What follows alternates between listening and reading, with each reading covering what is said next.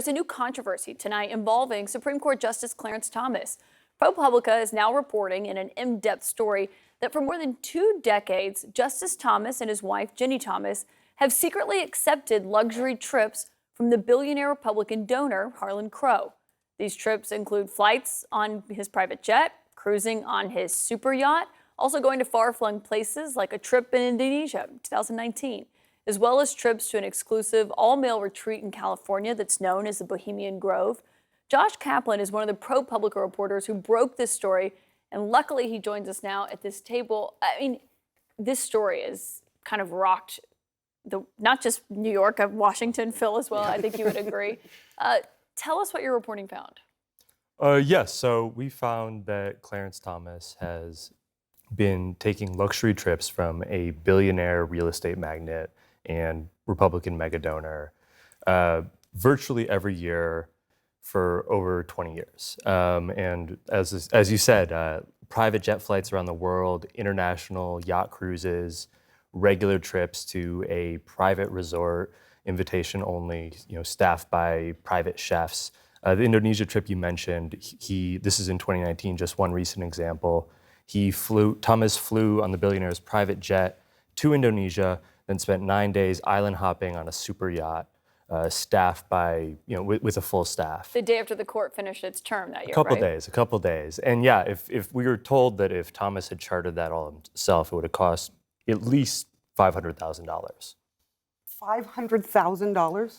It's a nice private jet. That's not how you travel? That is not how I roll at all.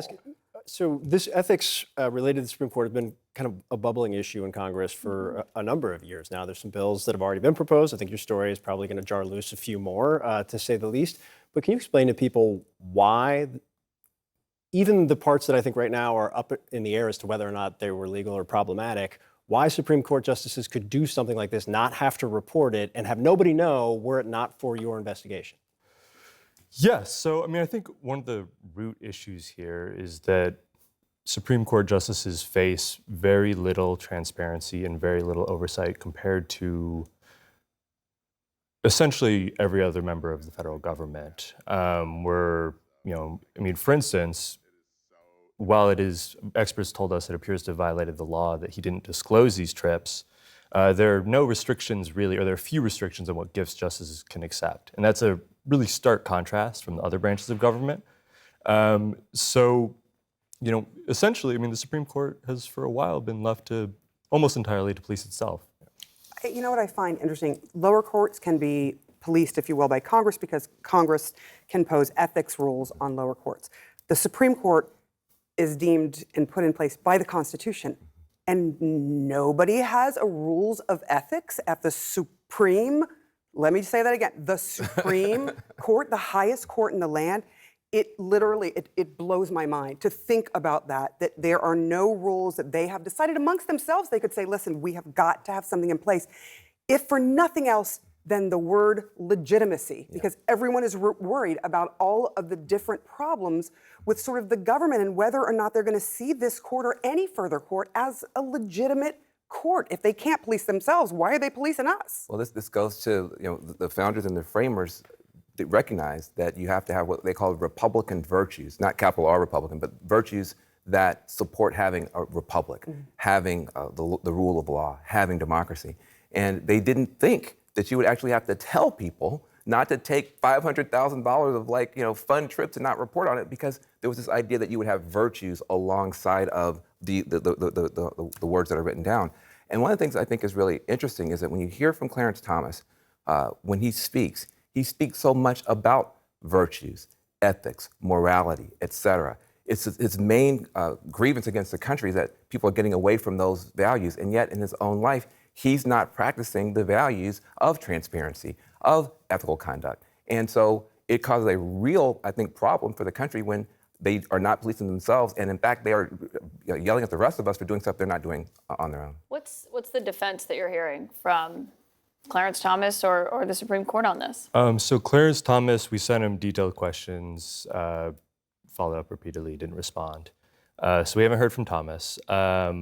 His friend, the billionaire Harlan Crow, told us they're very dear friends, and he acknowledged that he's extended hospitality to Thomas over the years, but said, one, that Thomas hadn't asked for any of it, and also that it was no different than what he's extended to his many other dear friends. Can I just quickly ask you, is there any case that you found where perhaps there was a conflict of interest that Clarence Thomas looked at that involved any business dealings with his friend, his very wealthy friend? Yeah, I mean, so Crow has never personally had a case before the Supreme Court. Most people don't, or at least not very often. But he does have vast financial and ideological interests. So he's, one, he is a enormously successful business figure, and also he's, given millions of dollars to ideological efforts to shape the judiciary, to shape the law, including the Federalist Society. He sits on the board of major think tanks that publish conservative legal scholarship that's advancing specific theories. Their scholars occasionally file amicus briefs with the Supreme Court. So it's a complicated question, and I also should note that he's given over $10 million in disclosed donations, but we know he's also given to dark money groups, and so it's to a certain extent there is an unknown there. Safe to say, I mean, Clarence Thomas is no stranger to scrutiny, neither is his wife, and safe to say this is only adding to it. Josh Kaplan, thanks for your reporting, and thanks for sharing it with us tonight. Thanks so much for having me. The other remarkable story we're talking about this morning is this ProPublica report into Supreme Court Justice Clarence Thomas and these luxury trips that he and his wife took with a Republican mega donor, which the donor says, that was just hospitality. It wasn't anything that Justice Thomas had asked for. Justice Thomas himself has not commented, and there's, no formal code of conduct at the Supreme Court that would bar him from doing this. But I wonder if this makes you think there needs to be tighter restrictions on the ethics code for someone like a Supreme Court justice. Well, first of all, I don't know if the facts of the reporting is accurate. I assume it is, but parts of it may not be accurate. And I know Justice Thomas. I've worked with a lot of people, hired people that know him extremely well. I don't think this kind of action would in any way influence his decision on the court. But having said all that, I worry about the image, the fact that a justice is taking these gifts and not reporting it if, in fact, the law requires reporting. And if the reason you don't report it is because you're afraid of how it looks, maybe you shouldn't accept it. Again, I don't think it has any influence or impact on the work of the justice, but I think it creates further angst about the court, about the justices. Obviously, given the recent decisions at the end of the last term, a lot of people have raised questions about the court. Talks about expanding the court, talks about term limits, talk about limiting the jurisdiction of the court. So I think that justices need to be careful because it's not all about just your individual conduct. Whatever you do, whatever you say, it affects the rest of the justices. It affects the reputation of the court. And I think if you look at recent polling, and the judges generally should, I would say, urge them not to look at recent polling because they need to make the decisions based on what they believe is right, based upon what the Constitution or the statutes say.